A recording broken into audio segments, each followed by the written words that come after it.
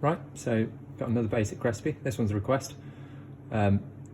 So we're just going to make a plain white bread today. It's kind of a focaccia style, so it's not going to be a loaf. It's going to be more of like a big tear and share type thing.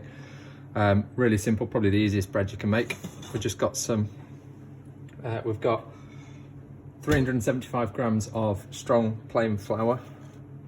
You can use wholemeal flour, you can use all sorts. I'm literally doing this, the most basic one we can do, which is just a white loaf.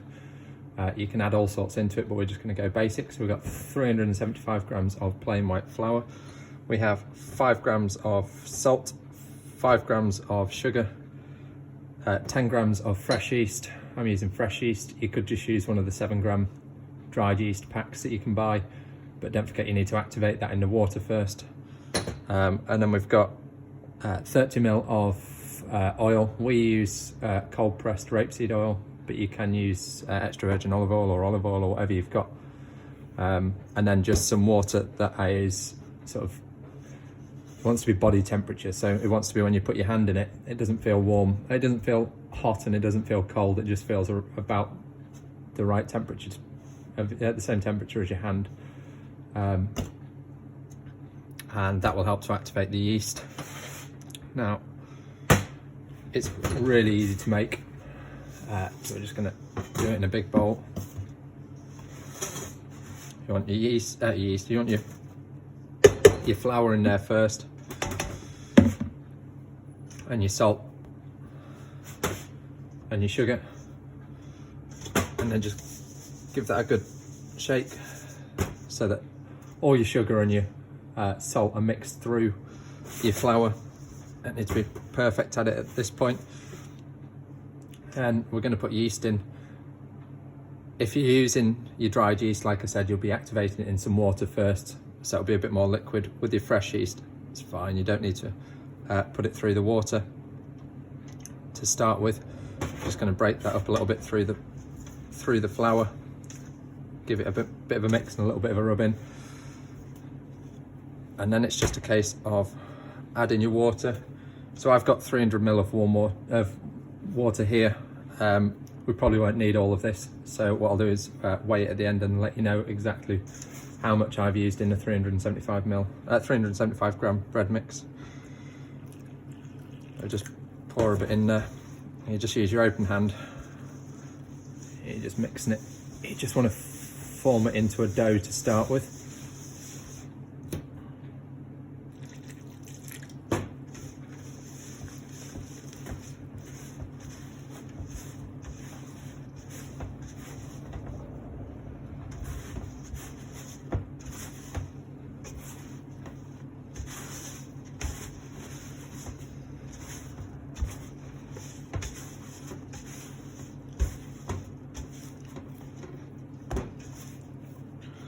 There we are. And we don't add the oil until we've got it at the consistency that we want, because if you add the oil, then it changes the texture of the bread, because the flour will absorb the oil instead of absorbing the water, and then when it cooks, it'll just cook at a completely different, you won't end up with a good bread. It'll be a different texture.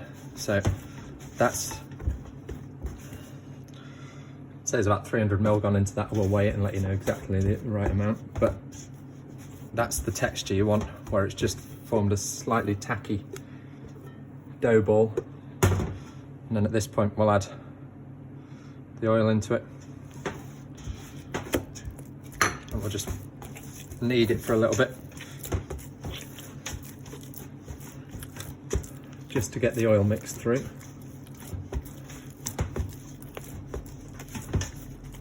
I'll show you a kneading technique once I get it out of the bowl. I'm just doing it like this just to combine the oil through the dough to start with. Now we'll take it out the bowl, put it on a clean surface. Now if your dough's slightly wet, that's fine. Just put a bit of flour on the side and use that and then knead it in. So what you want to do, use your heel of your hand and your fingers, push it away from you, so you're stretching it out, and then fold it back over, and then turn it, fold it over, and you want to push it out and fold it back in on itself. And you just want to keep doing that for 10 minutes. And you want to get it so that it's stretching all of the flour out and combining it into a really nice smooth. You see at the moment, the texture of it's quite bitty, and it doesn't, if you pull it, it just rips, it doesn't stretch. I'll show you once we've kneaded it for 10 minutes, I'll show you the texture and how different it is.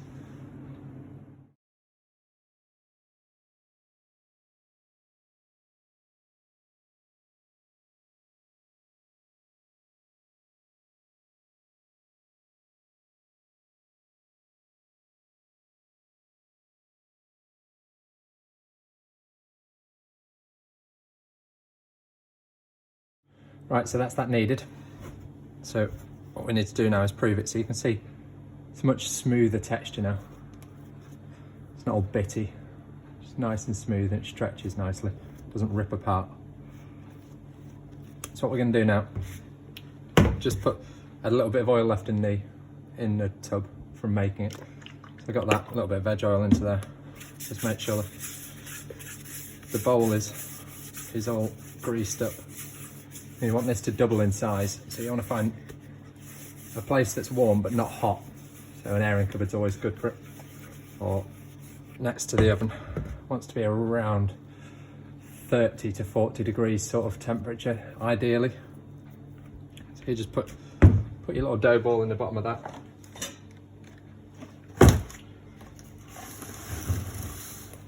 And then we'll cover it in cling film. We'll just put that somewhere nice and warm and let it prove. It'll take around an hour. It's quite cold in here today and I don't really have anywhere warm to put it, so it might take a bit longer than an hour, but I will come back to you once it's all proved up. Right, so the bread mix is all nice and risen now. It's double the size it was. It's taken a bit longer because it's quite cold in this kitchen with nothing turned on. So it's taken a couple of hours to prove up, but it's really nice and light now. It's really airy, little bubbles forming. So now what we're going to do is we're going to knock this back, which means we've got to knead it a little bit again, but not for as long, not for 10 minutes. So we'll just take it out of there. You see the oil's meant that it's not stuck at all. There's none of the residue left on there, just a bit of oil in there. So what we're going to do now, a little bit of flour on there just to stop it sticking, and we're just going to knead it again just for about 2 or 3 minutes. Obviously, it depends, proving time depends on how warm it is in your house, how warm it is where you are. Obviously, we've got everything turned off at the moment because we're not trading as a restaurant at the moment, we're just trading as a shop and a delivery service. So the kitchen's quite cold because it's meant to be cold with nothing turned on. So it's taking a bit longer to prove. And we'll just knead this for a few minutes.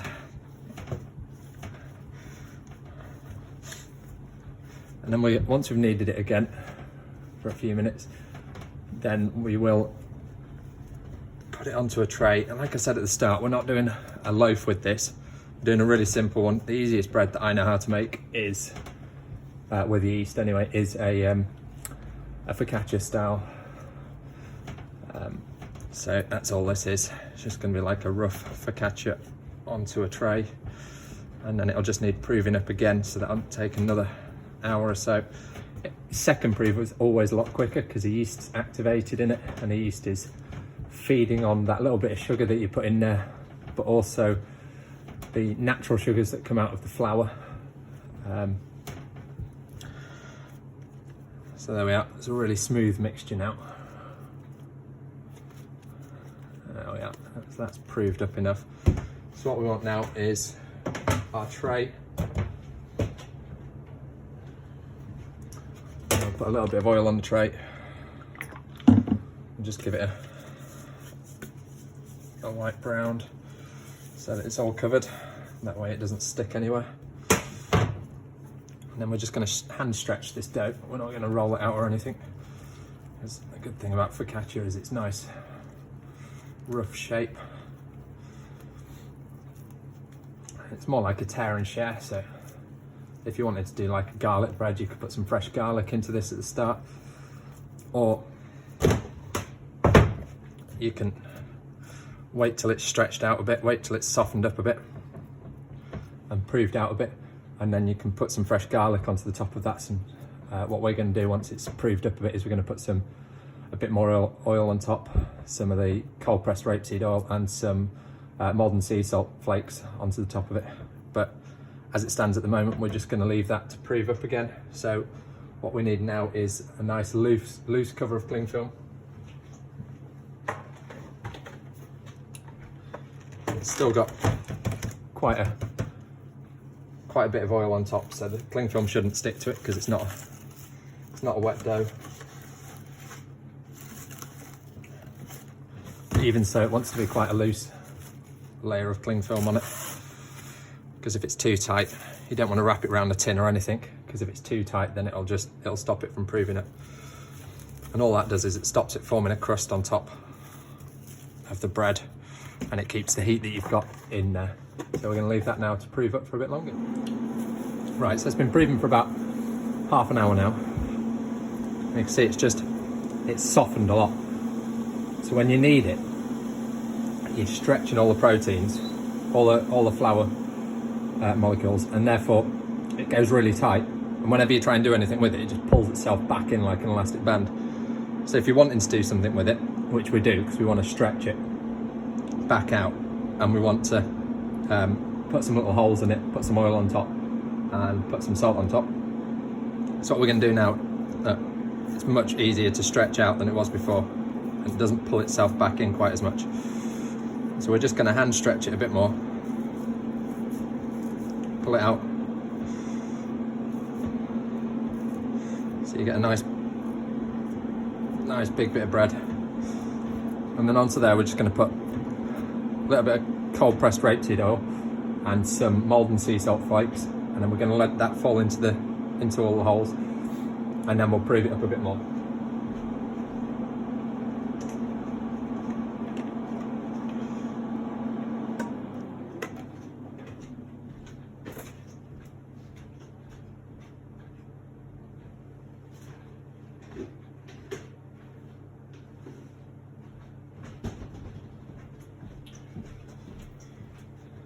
So just rub that oil around the top of the bread,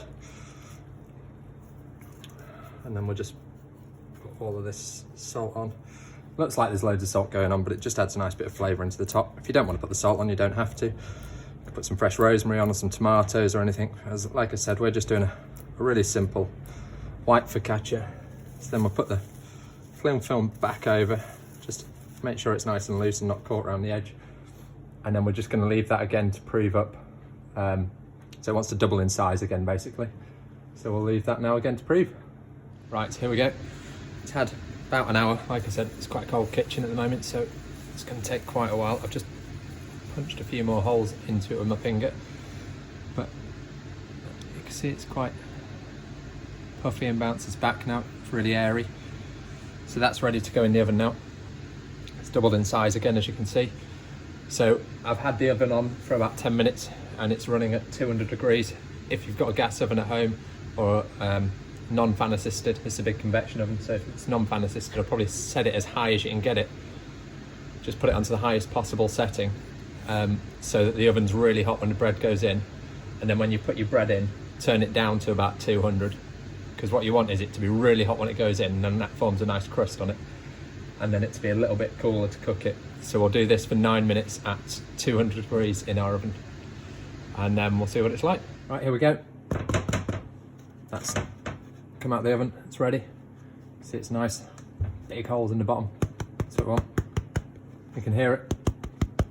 Sounds hollow. That's what you want when you've cooked your bread. That's how you know your bread's ready.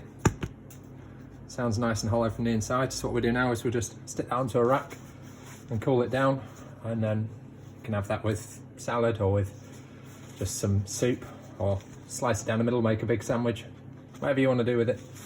Cut it into quarters, put burgers in it, whatever you want to do with it. You've got nice homemade focaccia now.